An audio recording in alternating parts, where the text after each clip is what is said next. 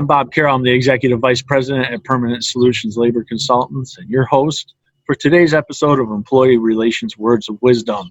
I'm so glad to be joined today by Kay Mandisa from Marsh McLellan. I hope I said that right. Kay, why don't you tell us a little bit about yourself and what you do? Yeah, I'm Kefentse, Mandisa, but everyone calls me K, letter K for short, for obvious reasons. I'm a risk manager at Marsh McLellan, but more importantly, I'm from Detroit, Michigan, and I was born and raised, and it creates such an interesting experience being from Detroit, being from a city that's predominantly black, and then moving on into the corporate world where it's kind of flipped on its head. So I'm looking to have some great discussions about some of the experience that I've had, and maybe you can share some ideas. So, yeah, that's kind of what we're here to talk about is, race relations in the workplace, what's going on in society right now with the protests, the riots, and let's separate those two out, okay, because they're totally different. Mm-hmm. And basically what's going on with race in our country right now. And I've been a big proponent of educating people with unconscious bias training for quite some time now. And I've talked to you about it. Mm-hmm. And here in Michigan, for the people that are watching from around the country and the world that don't know, our governor has put a mandate that all healthcare workers have to go through unconscious bias training, and recently said that racism is a public health crisis here in the state of Michigan. Let's start with that, Kay. What do you think about that? Race relations being a public health crisis. I agree to a certain extent. I agree just because as we see and it's probably why you did the healthcare workers, because there's discrepancies in race when it comes to health care, which you wouldn't think there would be, but there are. But I think when we talk about race relations, a public health crisis, I think the lack of us knowing each other, I think, is what I see. We have phones, we have apps, right? We can communicate with people all throughout the world, but yet I don't think we know the experiences of a person from the suburbs, from the inner city to inner city. It could be 20 minutes away from you, from a person. You don't know their experiences, and that overall may say, hey, that's not a health crisis, but it can be, because I know people who may dress what some people may say look like a thug or criminal or whatever else, because they may have a cap on backwards, or just way they're wearing clothes that's not typical, a standard. It may be for the inner cities. I can look at that person and maybe not have too much of a judgment, because I come across and grew up with people who dress like that. So I don't think immediate I should be worried. I think, oh, I don't know who he is, just like anyone else. Just clothes are clothes. But another person, maybe a store owner, police officer, just a lady walking down on the street, maybe who didn't grow up with those experiences, it can be dangerous, because that fear that may invoke in them, because that's their image of a horrible person, a bad person that can do them harm. And I'm just trying to go about my life, because it happened to me a few times, where people may think that just because I have my gym clothes on and I'm not in a suit and tie, now I'm not threatening. But if I get done from the gym, people look at me like, don't come too close. And it's a little, so it could be, my safety could be in jeopardy with that. So in that way, it is a human rights issue, concern, and my safety could be at risk based off other people's perception of me, because they don't really understand. We don't understand each other. We don't understand. We just maybe assume things about each other, and that can lead to dire consequences. And I would say this too, having worked on an ambulance in Detroit, and I worked for a private company, so I was in the homes of a lot of families. It was a learning experience for me. I mean, that's where I really started the journey into unconscious bias, because I will freely admit, and I don't feel proud of it, I've said things that I really regret in my past. And it came from the way that I was brought up as a child. I'm very clear on where the unconscious biases. And then back in the day, uh, we had, I went to a school, I grew up in Detroit. A lot of people don't know this. Grew up on 7 Mile and Evergreen. Mm. And then went to St. Gerard's School right there.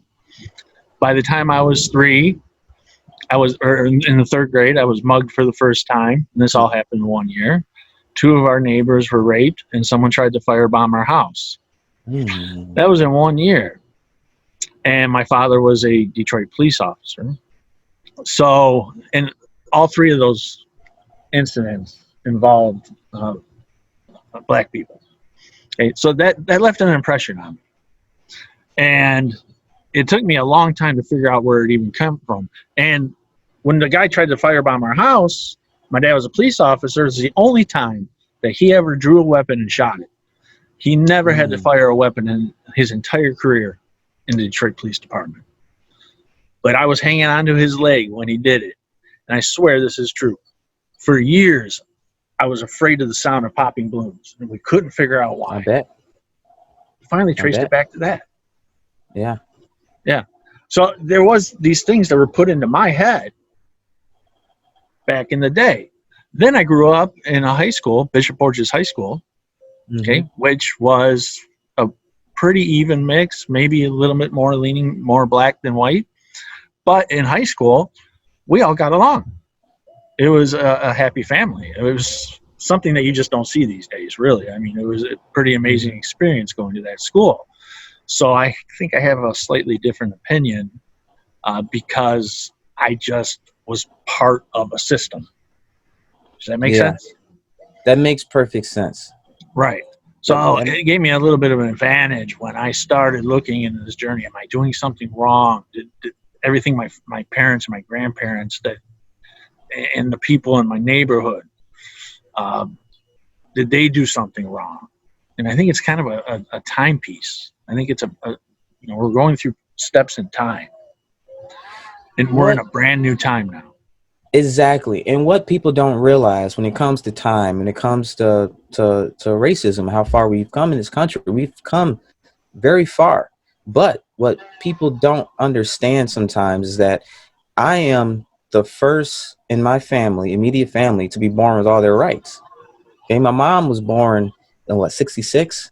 So I think 64, 65 civil rights movement, 68 was the equal housing legislation. So now, about the time my mom was able to exercise her rights, she had them, right? But she wasn't born with them. So I was the first one being born with all my rights. So we act like, oh, what are you talking about? Slavery is so long ago. You don't have to go all the way back to slavery, right? So these ideals, these systems, not only do they still exist, but even inadvertently, they didn't even cease to exist until about 60 years ago. That's a blink in a time when it comes to history, right? We've been, black people, I would probably been slaves or Jim Crow or whatever, been oppressed for almost 400 years. You give us 50, 60 years and say, okay, we're all clean and everything is great and everything's fair and we got that out of our system and don't ever bring it up again because we're perfect now. That's just unreasonable. Not even close. It's not even close. So discussions like this have to happen because will racism, will we solve all our problems in the next year or two? Probably not. It took us, hundreds and hundreds of years of, some of the worst ills that we have done around the world, not just us, but other countries as well. And we can't just undo it in even 60 years, maybe even 100 years. But conversations like this, maybe we can shorten that time span down and just knowledge is power, and have people know different people's experiences to make it real and to make it more human, to make people feel more human. Speaking of human, so one of the things I'm taking this from a lot of commentary that I'm reading on social media, people that I'm speaking with, from your perspective, when it comes to the Black Lives Matter movement, why do you think that the Black Lives Matter movement and the people involved get so upset when we try to say all lives should matter? I think it's because, and this is just my opinion, because I don't speak for Black Lives Matter or anything like that, but my opinion would be is because when I I think the world we act like Black lives don't matter. Just to say it like that, I think a lot of times we act like Black lives don't matter, and it's not this. Just like someone said, we at a cancer rally, we don't say, well, what about autism? It's that type of thing, right? So of course all lives matter. No one's ever dispute or shouldn't dispute that. But Black people tend to have, get the short end of the stick in various ways, but one of them is not only just police deaths. I think people focus on that, and it's because it's the news-worthy clips and everything, and it's horrible. And anytime a person dies, it's horrible, especially at the hands of the state. And it could have been prevented. That is horrible. That is bad. But what happens on a daily basis is you get roughed up for absolutely no reason. My brother was walking down the street. It was late at night because he worked a late night shift from the factory. Cops pulled up on him and ransacked his pockets. What do you have? I know you have something on you. Because it's that late at night. He's walking through a neighborhood that's not necessarily the best. They figured that he gotta have something on him that's bad, right? Have to have something on him they can do because it's that area. And he ended up having like a minor traffic ticket warrant, so they did take him to jail. But what they violated his rights. You don't supposed to just run up on someone and just ransack their pockets and then find out after the fact that maybe he has a traffic ticket. So you need to justify why you did this to begin with to take him in. Is it someone dying? No, but we need to focus on that type of stuff that don't happen to other people as much. It happened to poor people. And unfortunately, in certain areas, there are a lot of Black people in those areas. So we tend to put the face of poor people on Black people too, and they get the worst end of the stick. So long story short, I think a lot of other races or people maybe don't have the same worries or experiences, even though everyone's lives matter. But if there's a certain demographic of our society, we're all brothers and sisters in this. There's a certain demographic of our society that's struggling for whatever the reason may be. Instead of saying, okay, let them worry about it, it's not our problem. No, it matters. Their life matter too. So that's my take on it. So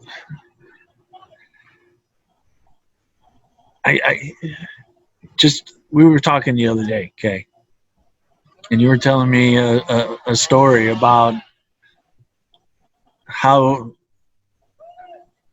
when people are talking to you and they talk about your name, you were telling me a story about a certain way that you like for people to question you about your name, and a certain way that you don't like people question you about your name. I think it was, that's a weird name. Isn't that what it was? Yeah, because if you ask me, this is not just America. In most countries, most people don't like anything different, right? Even if they just don't, for the most part. So whenever you say something, or whenever you have a name or address or anything that is different from what a person is used to, it's weird. A lot of people use that word as weird. And unique and weird have two different connotations, right? Unique is like, oh, I've never seen that before. That's interesting. That's an interesting name. Those are things that I can take because I understand what the meaning of those words are. But when you say it's weird, and maybe you may mean unique, maybe you may mean it's interesting, but when you say your name is weird, if I say, hey man, your glasses look weird, well, what would you take that as? They kind of do here. No, I get what you're saying. You get the point. If I say, man, those are some unique glasses, or those are some weird glasses, so now you're talking about my name. It's not something I could take on and off. Right. But you also told me a powerful story about where your name came from. Exactly. I was going to say that next, which also makes it even worse to me personally, because my mother in the 70s, her name was Constance Glenn.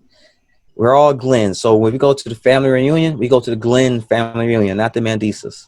Because my mom changed her name from Constance Glenn to Nandi Mandisa to keep in touch with her heritage, because that's another thing about being an African American in this country. I think a lot of people don't realize is that our history is gone. Our history is erased. Our history is we were here, brought on a boat, and that's where it started. That's it. Americans in other countries, Italians, whatever, they can trace theirs back. They can go back to some can go back to the same country, town they're in, and see what the gravestones of the great grandfather. They can look in the Ellis Island and see who came over. We can't do any of that. So a lot of African American, my mom included, said, you know what? This is not. I love America. I love this country, but my name wouldn't be Constance Glenn. That was given to us. You know, you didn't come over here with John, James, Bill, and Paul in Winston. You came over here with names that no one can pronounce. They were weird. They were weird. You don't want people that you have to control with weird names that you can't pronounce. Now you're John. Now you're Bill. Now you're Susan. Right? So that's one of the reasons my mom changed her name to Nandi Mandisa from Constance Glenn, because she didn't know what her African name would be, but she wanted to at least have an African name. So she went into her African naming book and named us all with African names. So I have pride in that. So when people say, hey, your name is weird, yeah, that's the same concept as to why my name would have been Glenn in the first place, because it's so weird and no one wants to learn it and no one cares because it's too weird. They don't, same thing is about what I said. No one likes things that are different. It's too different. I don't like it. Gotcha. And I think the kicker is the actual meaning of your name. Yes, yes. It makes it so awesome. What's the meaning of your name? So my first name, Kefentse, means conqueror. My middle name is Ushaka, but my whole family calls me Shaka. So I used to be ashamed of that just because it's so different, even amongst minorities. Most minorities even have the Constance Glenn name, right? So I was nervous, especially about my middle name, Shaka, because it's almost so African that it's, people think I came from Africa. So I was a little bit afraid of that, but now I love it. So my whole family calls me Shaka, only family. So no one else, please don't call me that. But my last name, Mandisa, means sweet. So if you change it around, I like to say I'm a sweet conquering warrior. Very, very cool. I love that story when you told it to me. It resonated very well. And it's a great point. So another thing I wanted to talk about and just get things out in the open, really, is how white people and black people view each other and why we're stuck in this mess where we can't just get along. I mean, I do a lot of traveling, okay, and I don't know how much you travel, but Detroit is one of the most segregated cities that I've ever been to. Yeah. So we have a different perspective here in Detroit. That's for sure. Yeah. But how do we get that to stop? I mean, in all reality, if I get in my car with somebody from the suburbs and go drive through my old neighborhood, 7 Mile on Hayden Road, on 7 Mile and Evergreen, and I go down that street and get off of 7 Mile, if I remember back when I was younger and dating, I'd go show girls where I grew up. Without question, by the time we made the right turn on 7 Mile, the first thing they did was lock the door. How do we get that to stop? Because it's still happening today. Let's not fool ourselves. People are still doing that. That's a tough question. I think it's not an easy fix and not an easy solution because we didn't get here overnight like that. So it won't happen overnight. So I think having these conversations and humanizing people. I keep saying that word, but when you see, I relate Black people sometimes, especially men, to a pit bull in a way that they sometimes can be seen. As far as we know pit bulls can be, or Rottweilers, whatever the aggressive breed of dogs, can be nice. We've all met some pit bulls who are like teddy bears. But when we see a pit bull, especially out in the street and is loose, we have no idea, and we get nervous and we're scared immediately, and we try to pick up on cues that would tell us whether or not this pit bull is a nice pit bull or is a pit bull going to rip my head off. And I think a lot of the time people aren't humanized enough. You just see them as, oh, is it a danger to me, or is not a human? It's more so, not saying they don't see them as humans, something other than a human. Just they don't see the humanity in that person. So they know it's a human, but they don't see the humanity in it. All they see is as a, like you see a pit bull. I'm in danger. But once you get to know that person, or not person, that group of people, you get more exposed.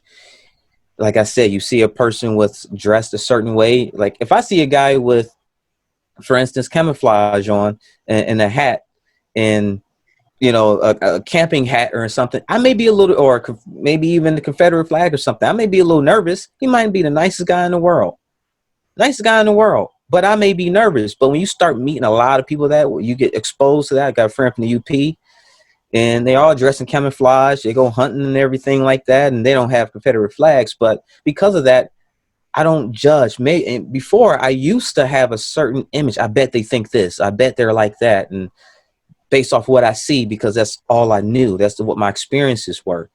But after being open and exposed, you kind of let your guard down a little bit. The less afraid you are. So that doesn't happen overnight, though. That takes time, and it takes a wanting to learn. Because I can go and tell a person everything I just said, but they whatever, I don't believe it. I still think then nothing can be done. So long story short, I have no idea what could be done other than these conversations, and hopefully people understand that there's humanity in all of us. So what's stopping our society from just, okay, we talked before we went live on this about the protests that are happening. And we were talking about, are they actually being effective or not? I think everybody in the country agrees when all this started with the George Floyd thing, right? That was a powder keg waiting to explode anyway, and it was bound to happen. But now we're at a point, and here in Detroit, we don't even hear stories about protests anymore, but they're still happening. Okay, it's different here. But you look out in Portland, you look out in Seattle, Chicago, there's a problem. But what I'm seeing on the TV is the people in Portland and in Seattle aren't black. What's going on with that? And I don't know the answer to this. So how's the black community, to your knowledge, accepting that? Are you going to call it support, or them taking it on as their own movement? This is my opinion about everything that's going on right now. So I'm going to just preface that.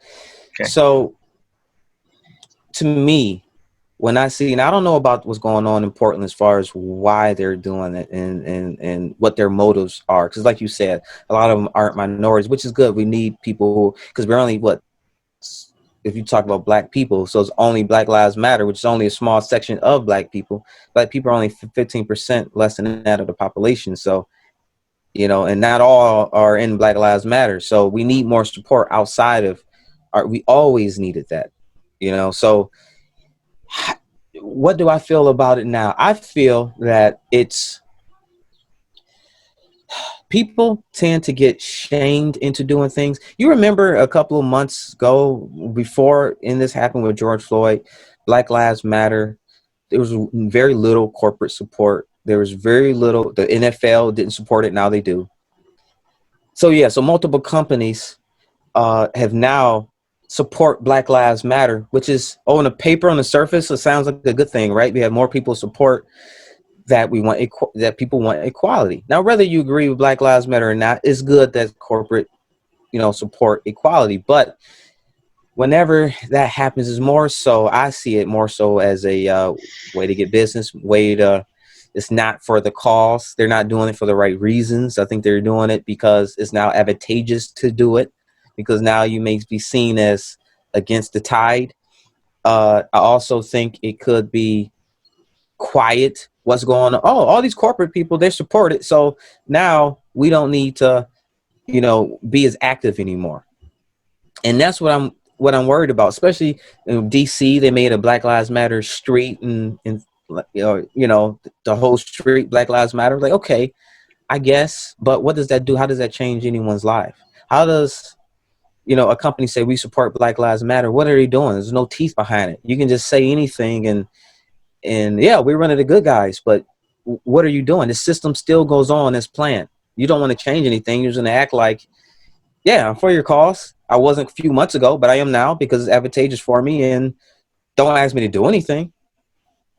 I think what scares me about the corporate thing you're talking about, some companies are doing it for the right reason. Some companies are doing it just to get their name in the news and make a profit off it. That scares me. Because what are they doing on the inside with their workers? How are they treating their workers on the inside if they're doing it simply for profit? Exactly. And to me, it's not just an inside thing. So you're right. Corporations and inside, that's what their goal is. That's really what they can control, right? Is the atmosphere of their inside, but they can at least do their best to try to. But also, me personally, this is just me coming from me. The corporations and the companies like the Amazons or wherever else, they have so much weight, political weight. They have so much power. They have so much money. So if you just fix what's inside, oh, we have a great corporate environment here, right in Detroit or right outside of Detroit. Okay. You have people that's, struggling and 20 minutes away from you who maybe not have the same opportunities as some of the employees and stuff here. How can we use these resources? Because they're there. So if you're for the cause, to me, is more so than just an internal thing. To me, the cause, we're all part of this world, this country together. We don't have to go to the world. Let's just stay in this country. We're all part of this country together. So that's like me saying, oh, I cleaned up my house. I don't need to worry about anyone else. I get it. But at the same time, if the whole street burns down because you're not going to help anyone else, what difference does it make? It doesn't. Exactly. Yeah. And let's go back to what we were saying about how we make change happen. And can it be done? Remember, years ago, people from the suburbs were terrified to go downtown. Now, look at downtown Detroit. Look at the transformation we've had downtown. Why can't we take that into the inner city? Why can't we do things similar to what we did downtown into the areas that need it? No money in it. I'm cynical. So I said I was going to be real. I'm going to be real. There's no money in it. If you can change around downtown and make it so you can bring people in, there's restaurants and everything, and you can see an instant influx because at the time property too was cheap, because Detroit's kind of on the rise back up. So you can buy property for cheaper than what you could in Chicago or New York, and you can put your business there and make money, and it's great. In the inner cities. Let me throw this out there. Just yesterday, Amazon is buying the state fairgrounds. Yeah, I saw that. What an opportunity to build around it. That's one area of Detroit that I can think of right now. And there's like that in other cities around the country too. So I'm thinking you're right. There's no money in it unless the right opportunity is going to be thrown into the city. The problem that I have with a lot of, because when people say Detroit is coming back, and it is, but for the right people, right? You ask the people in the inner city who's been in the inner city, who's been there their whole life or through generations, is it better for them, or is it better for the people in the suburbs who can go down to downtown and have something to do, or people can live right in Corktown or something in some nice, high-rise condominiums, who can go in their little couple square block radius and go back in their house? Is great for them.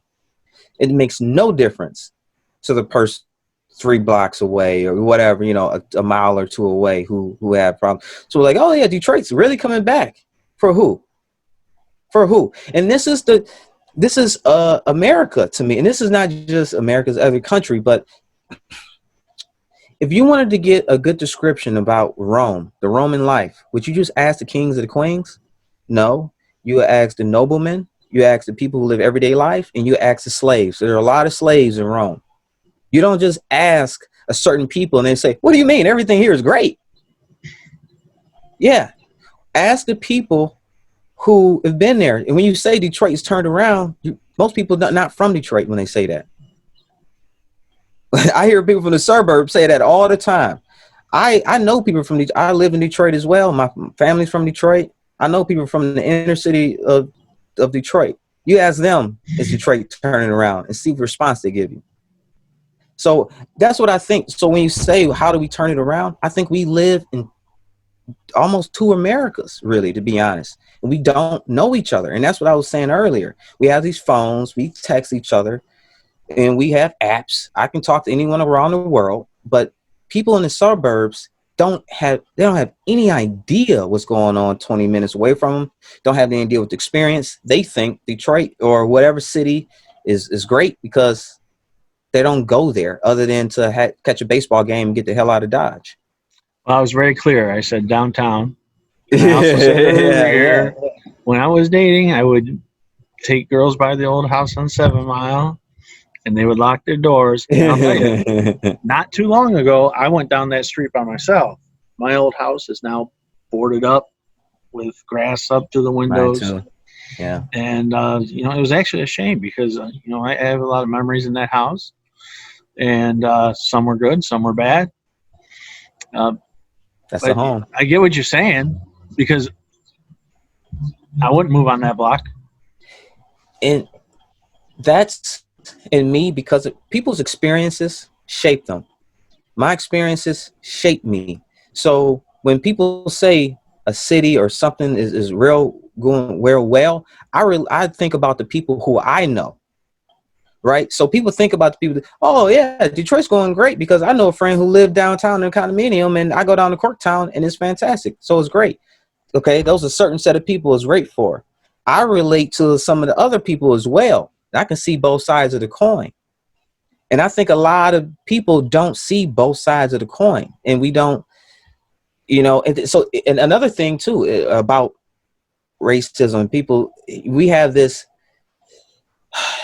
the way we look at race now, especially now, is if you see something, say something type of thing, like, oh, okay, I won't be, you know, it might be overtly racial, maybe, maybe even unconscious bias, right? So, oh, someone said something that it was unfair, I didn't get.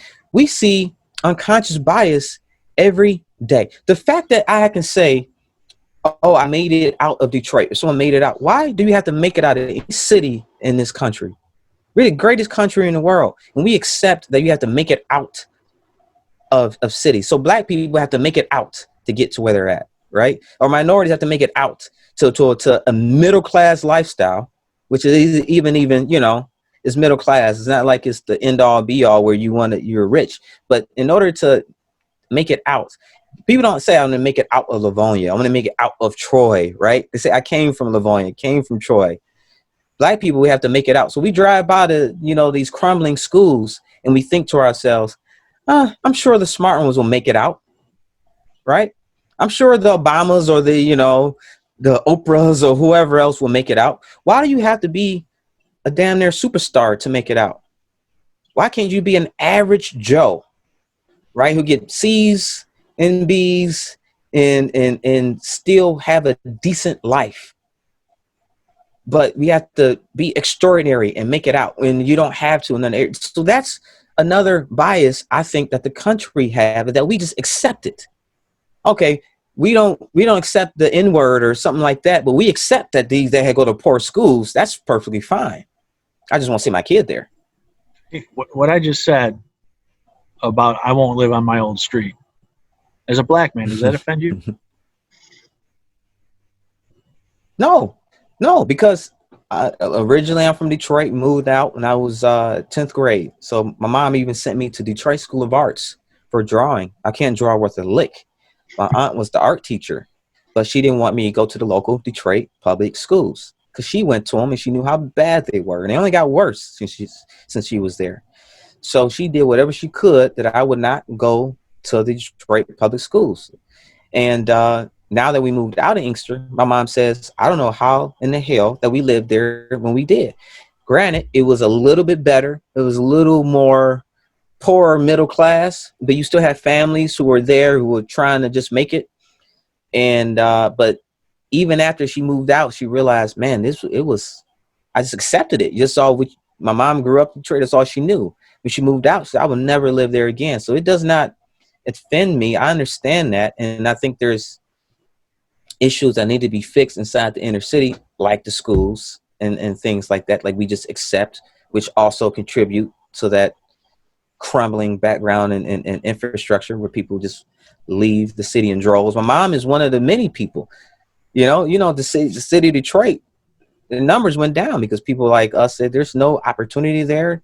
Crime is bad, and no one gives a crap because there's no money in it. There's no investment. There's no trying to fix the schools up. There's nothing. It's just let them do their own vices. The good people I maybe make it out or they move out to the suburbs. The bad people stay there. And I mean, that's the mindset that we have. So I'm not mad at or irritated or pissed off when people say they moved out. I completely understand.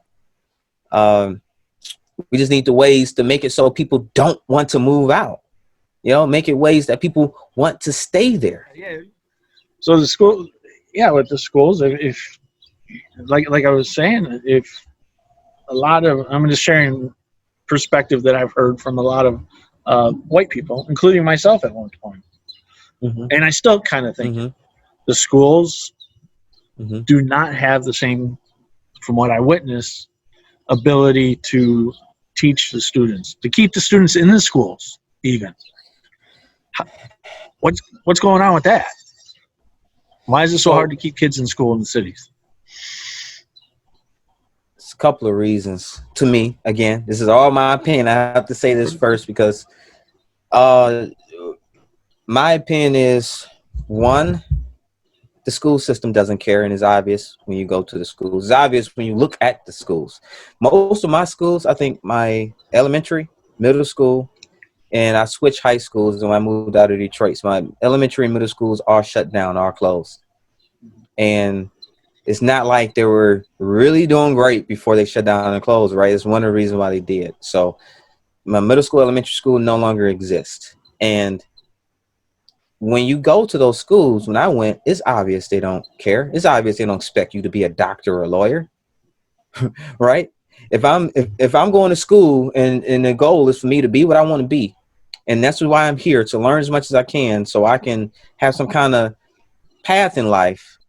And I go there and I'm like, oh yeah, this path is a dead end. Or not even a dead end. No one cares, right? You have to kind of you don't have the book that you're supposed to have. The teachers really don't care. They get them from the, fresh out of college because they pay for their tuition. So you get the brand new teachers. One middle school class, and I think it was math. We had 3 teachers in the course of 1 year because they don't care. The kids know they don't care. So they're going to get on your nerves and piss you off because they know you're just here trying to collect a check so you can move out after 2 years and get your college tuition paid for. So they're going to test you and make you earn that sometimes. You think it's the teachers that don't care or the people that run the schools? Oh, it's a system. I'm just naming through some of them. I'm just naming through the system. For one, the system to hire, I get the point because it's hard to get teachers there. So it's a double-edged sword. But to have brand new teachers teach, and they can't even relate to them, on top of that, some of them teach the most kids who are behind, who maybe even need extra work, who need people to show that they care, who need that extra guidance, assistance. It's not for a first year, second year teacher to do. I mean, that's a tough job. I've had teacher friends as well. I wrestled in college, so most of my friends are all teachers and they're college wrestlers. And he said, yeah, I did the 2 years. I mean, I was not prepared. I was not ready. I should not have been there. I did it. I got my college tuition, but you're not a good teacher. Not after a year of not even 2, 3 years, not really a great teacher yet. So, and then just like my cousin went to the hospital because the ceiling from the school landed on his head while he was walking down the hallway. The ceiling, because it's crumbling, right? So, and then you see that how many doctors and lawyers do you know? Like you said, you may know people who play basketball or did other things or maybe work at a factory, but how many success stories do you have? So that's part of it too. People understand. People aren't stupid. They look at the playing field and they see to the outside world, especially if you're from the burbs or suburbs or from different parts of the area, like school is that goal. So to you, that path is laid out. You don't understand why other people can't follow that simple path. It's because that path is a lot different, right? It's not as an easy path to travel, first of all, and most people are average. So I have a friend, I hate to keep going on. I have a friend from the UP who his brother has I have a friend from the UP and we have these discussions, right? And I say, the difference is I see people from your side of the family and from your background, because he's one of my best friends. And I compare them to some of the people that I know from the inner city, and they're almost the same person as far as personality wise, temperament.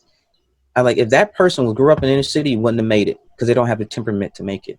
They wouldn't have made it. They would have been in jail and prison. So I think part of it is knowing that people care, the school system care, that people care, the world, America cares about you, and they want you to succeed. And because otherwise, if you're in a city, horrible schools, horrible, no jobs really, because in my city, Inkster, where I'm from, we moved out of Detroit.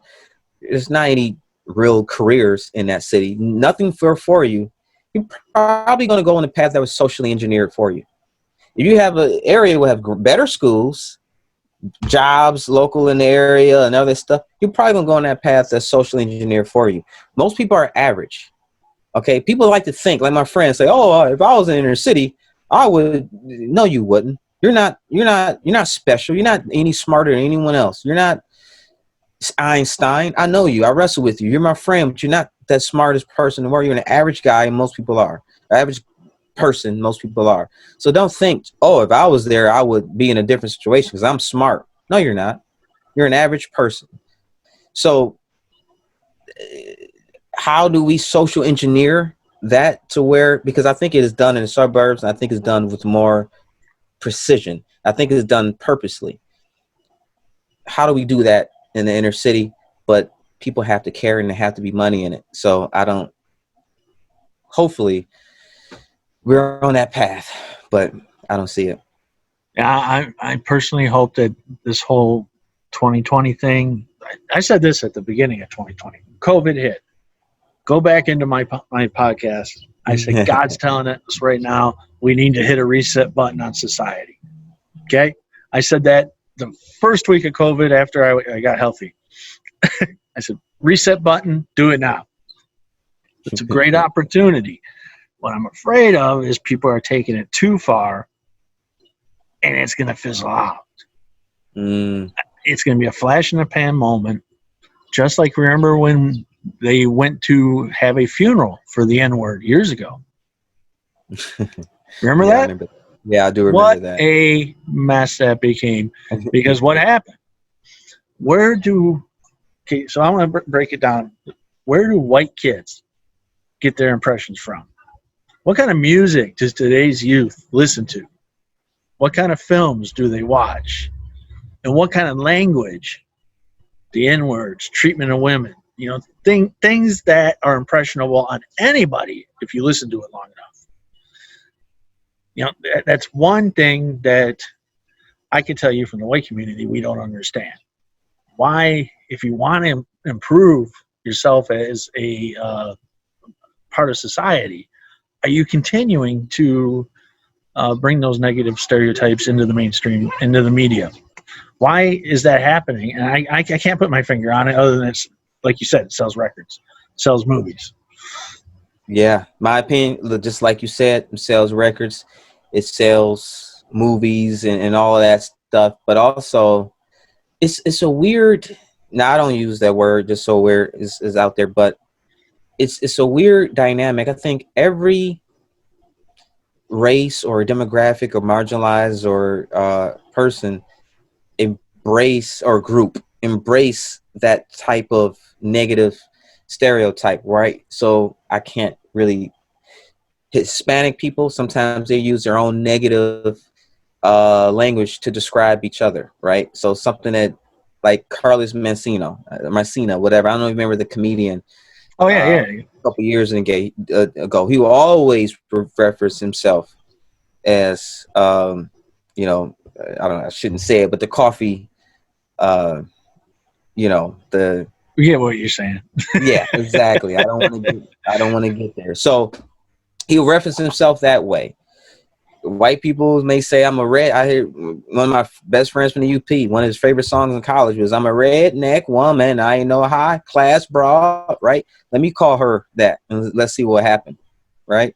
Her friends can. She can. She can name a song about it. But let me go up to him and call it, or any person that's white for that matter. They'll know right away that's not in term of endearment, right? But let it come from another white person. So we all have that. I think the N word is so polarizing that it draws more attention to it, and we tend to do it probably more so than any other race. But it's a common thing. It's not like a unusual thing. Uh, I don't agree with it, but necessarily, but it's not so uncommon that no other race does it, right? So you say, well, white people don't understand. Well, some may not, especially where you're from, but other people call each other a redneck. Some women call each other the B word, right? Yeah. So it's just, you let the man do it, you'll get slapped across the face. So we all have that, but I do think is for once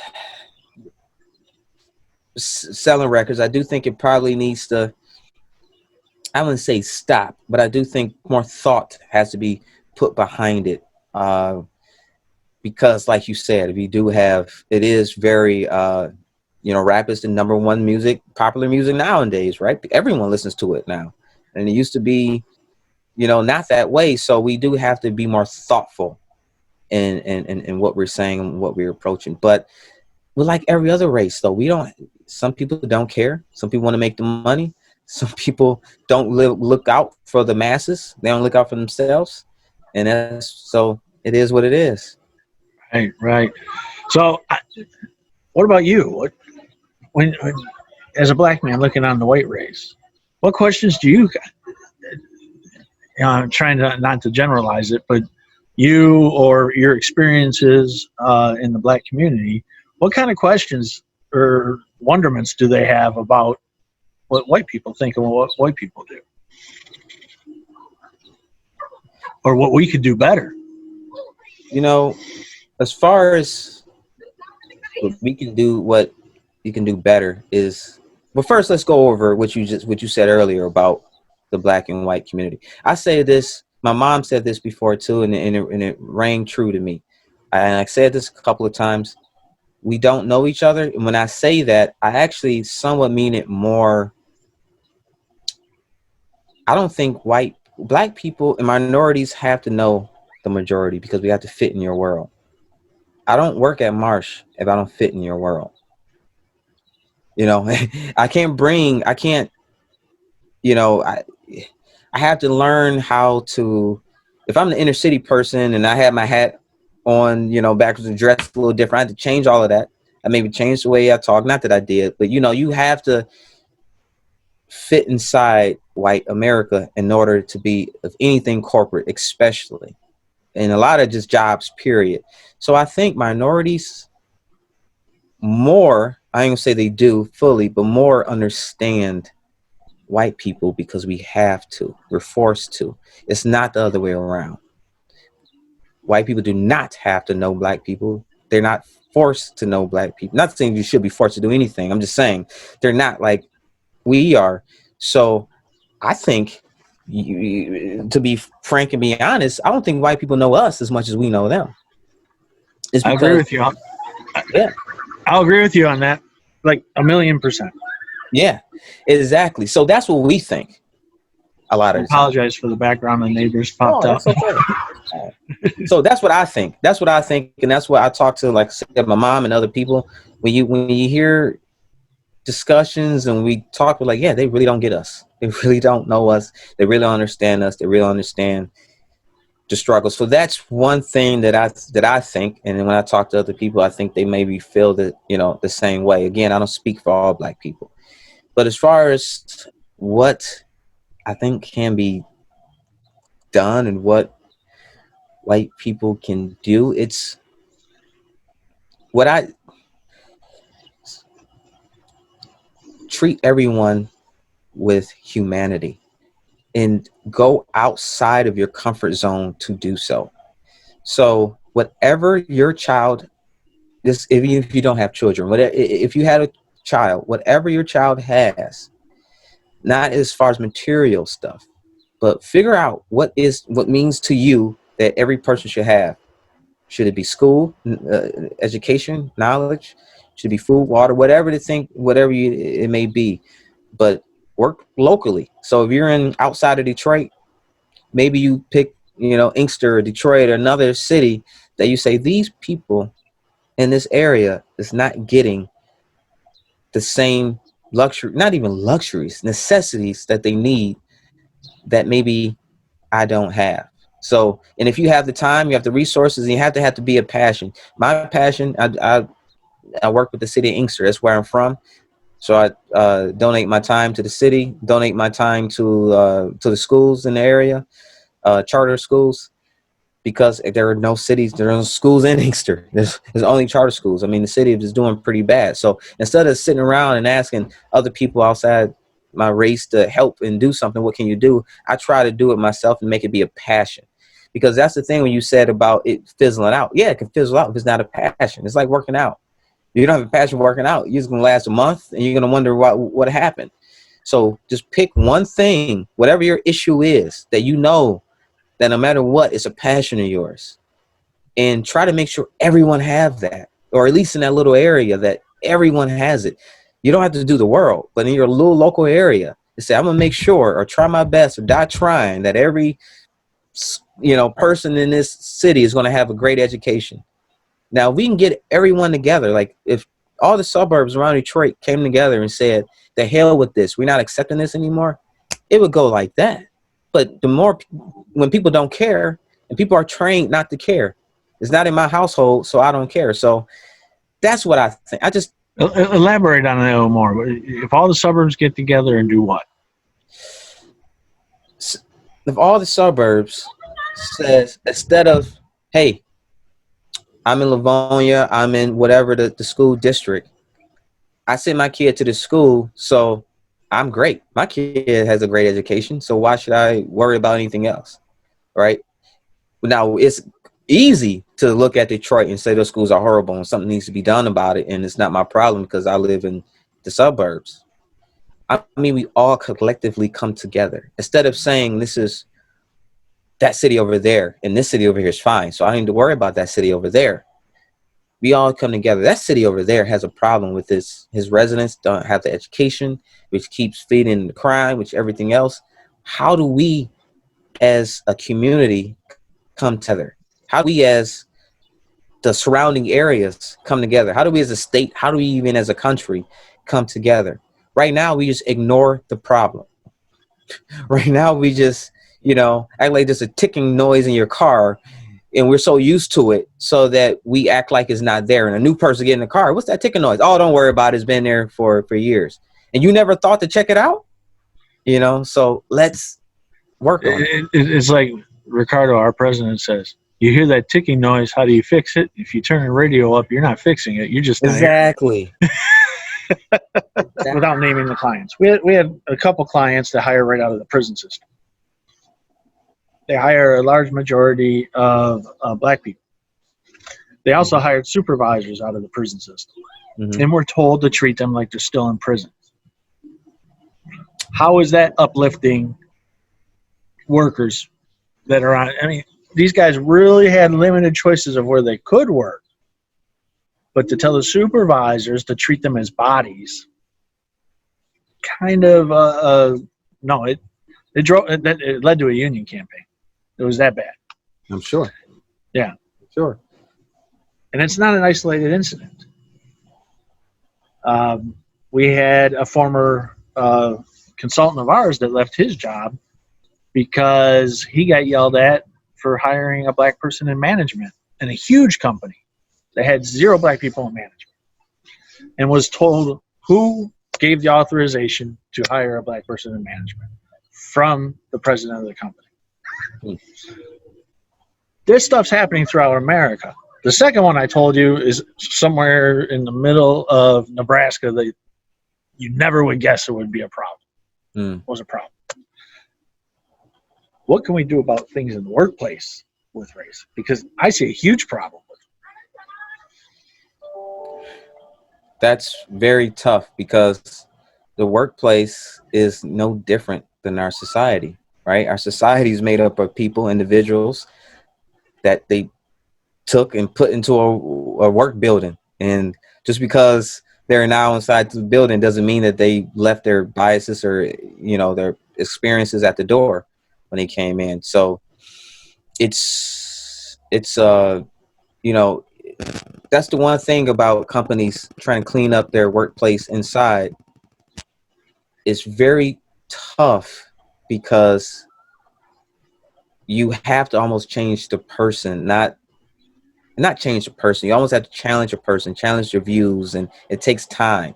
Sitting through an hour diversity and inclusion seminar is great. It's great, and I think it just reinforces it. But it's almost like training someone how to shoot a basketball one time and leave them and never teach them again and think they figured it out, right? No, you have to practice. You have to work on it. You have to drill it in, even though these ideas or these are wrong. You probably shouldn't think them. It's hard to actually stop them coming up or for acting on them or anything like that. So how do you stop it? Just training, and have open dialogue. It can be tough in the workplace atmosphere because of what people tend to limit themselves and tend to censor themselves in a workplace place atmosphere. Because whenever we have diversity and inclusion meetings at my job in Marsh, it goes great, but I still think there's some things that aren't being said that's on the tip of people's tongue that they want to say, but they're so nervous to cross that line because their job may be at risk. So, training is as much as you can, but also you have to understand that everyone's going to be a saint if you do a diversity and inclusion or you do some type of training program. You won't have any person, for the most part, that say, yeah, I'm a racist and you won't ever get me to change my mind. This just doesn't happen that way. And so all you can do is train and not tolerate anything. I have policies, procedures in place, and make sure you follow them and not tolerate any of the infractions on them. It's the answer we would have given from a consulting point of view. Yeah. I mean, it's the answer we actually gave in both situations. Well, the other one I wasn't involved with, he worked there, but the one with the where they were hiring out of the prison, I had long talks with both of the supervisors, who were also black, by the way. But they were very comfortable in their roles as playing prison guard, which is exactly how they were told to run the shop, play prison guard. And that's a quote. That's sad. Yeah. That's sad. So we see that kind of stuff around the country. And we, as consultants, know we have to fix it because a business is not going to run smoothly if all your parts are not working correctly. Exactly. And the most important part to work correctly is the human beings working inside your business. Exactly. Your most important capital. And most important capital. The sad part about that situation, poor people or people who are at disadvantage or feel like they're at disadvantage usually get taken advantage of, right? Whether that's poor, black. But we've seen great stories too. I mean, let's even the board here. We've seen employers that would actually send buses out for people with no transportation from the city with no opportunity to come out into Oakland County, Yeah. come out into this part of Wayne County, Yeah. and give them a job. Yeah. And when we're in those kind of situations, 9 times out of 10, the company's running much smoother. They're going out of their way, giving opportunity, trying to make a change for the right reason. Exactly. Let me clarify that. They did it for the right reason. It was not just to put bodies in the door. Yeah. Yeah.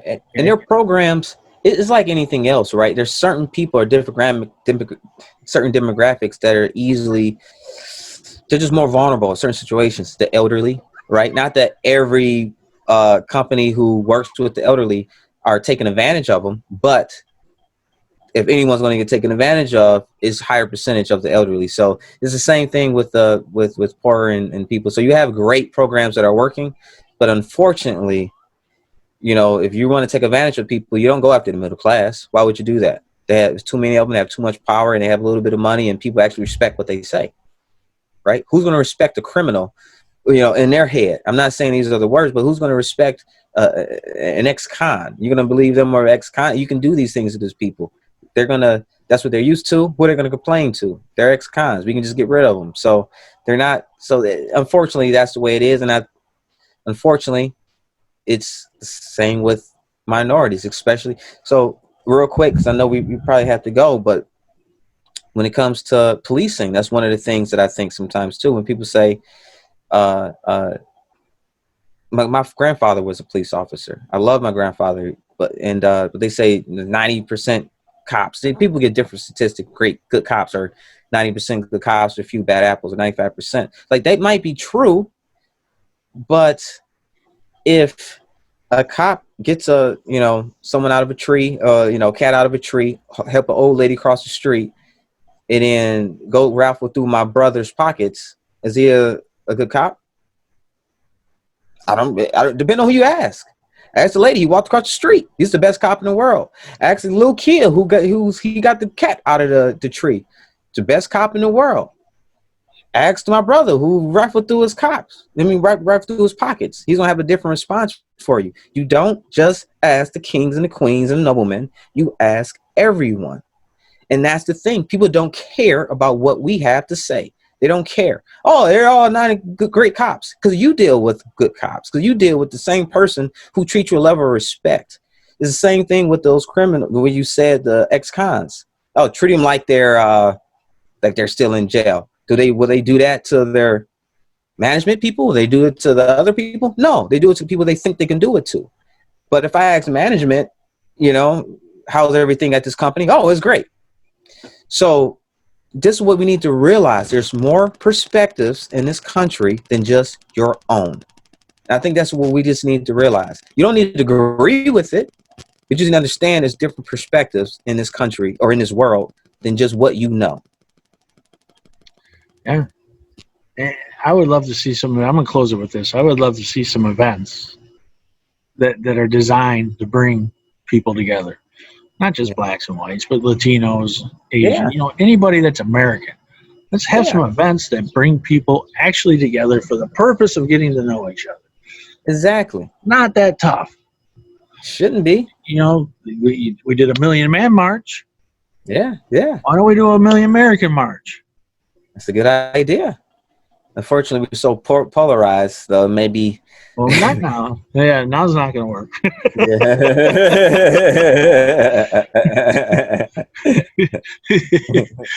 But I think at the right time, I think it would be something that we can do. But anyways, okay, it's been great having you on here. I think these are the kind of discussions, by the way, for anybody that's watching. Now, I didn't mean to offend anybody. I was pretty blunt talking to Kay, and Kay gave me straight up answers. It wasn't very hard. It was getting outside of a comfort zone that was hard. Kay, when you got outside of the comfort zone, did that conversation get easier? No, I love getting outside of the comfort zone because it gets easier, because it's easy to open up and also let people see different perspectives. If I'm closed off and you don't really know what's going on up here, now you don't have to agree with it or not. Maybe I did offend some people and that didn't mean to, but at least you know different perspectives outside of your own. And I think that's what it's all about. Yep. Let's get outside of our comfort zone and let's move forward. Exactly. Okay, it's been great to have you on. I want to have you on again. We I could would talk love about not only this topic, but I know you got more for me. that. Exactly. I've been on some calls with you. I want to do some more of these. I would love it.